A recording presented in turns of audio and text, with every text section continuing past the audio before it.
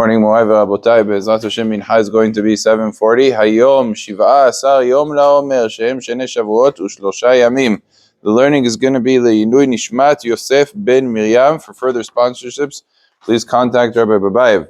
As we continue in the Halachot of Amira Goy, the question is, up until now really, we've been discussing a Goy who does something for the benefit of the Jew. He's not doing it for himself.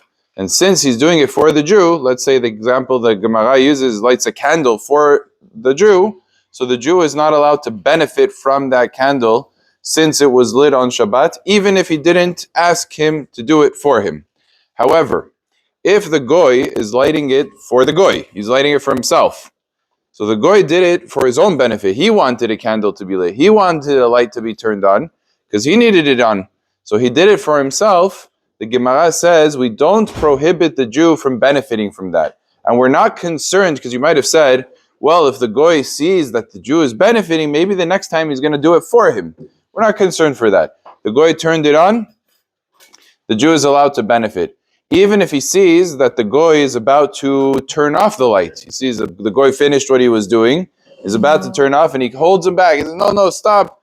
Don't turn off the light. He's allowed to tell him that. Because to tell somebody to not turn off a light is to basically tell him to not do something that is asur on Shabbat. You're not telling him to do something that's prohibited.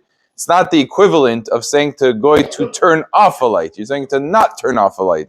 So that is mutar to do. And even once the Goy leaves and no longer is benefiting from that light, you would be allowed to benefit from that light. And so on and so forth. Basically, we'll see a few limitations, but most of the time, when a Goy does something for his own purpose, for his own benefit, assuming it's genuinely he's doing it for himself and it's not a trick, he's doing it for himself, the Jew is allowed to benefit from that work that was done on Shabbat. Baruch Adonai le'olam. Amen ve'amen.